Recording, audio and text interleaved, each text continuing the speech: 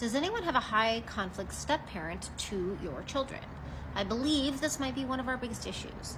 We went from an extremely civil divorce where we agreed on everything, and a few months later I found myself back in court to change everything, and then 4 more times after that. All the motions were made by Dad. I've never taken him back to court, not once.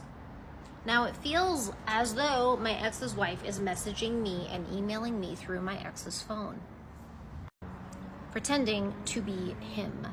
You know how your ex sounds, and let me tell you, this head in the sand of mine does not have the vocabulary or the fire behind his words that this woman does.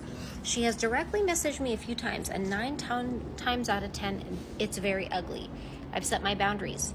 I've said, hey, please don't contact me unless my kids are with you and it's an emergency. But she continues to text me as she pleases. What can I do to get this to stop? Is this a lost cause? I'm tired of her always trying to put me in my place. Any wording in the decree to help with this type of issue? I'd like time to heal this, but we can't seem to get there. Hi, I'm Billy Tarasio. This question is from the Modern Divorce Support Group. It's got 77 comments, and people can certainly understand how frustrating this would be. You're trying to have a peaceful co-parenting relationship with your ex, and his new wife seems to be making it absolutely impossible. I just got back from the Clio conference, and we got to hear one of the keynote speakers, Chris Voss, talk about negotiation strategies.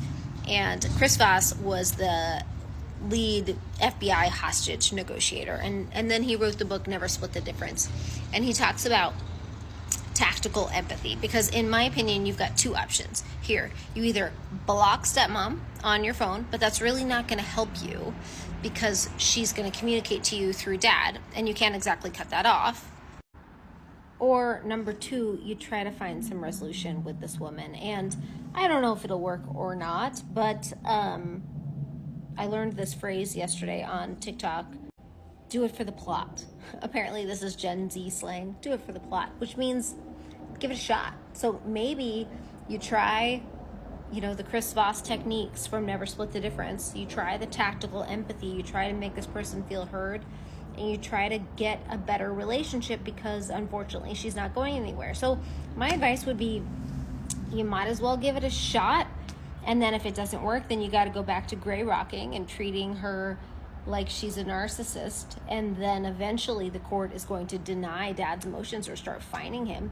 So if you can improve the relationship, great, and if not, then you got to fight your court case, and you do the best you can to have the best relationship you can with the other party. But a relationship takes 2 people, and if somebody just wants to fight you, at a certain point, all you can do is fight back. At least that's coming from me, a divorce lawyer who fights these things all day, every day. But what do you all think?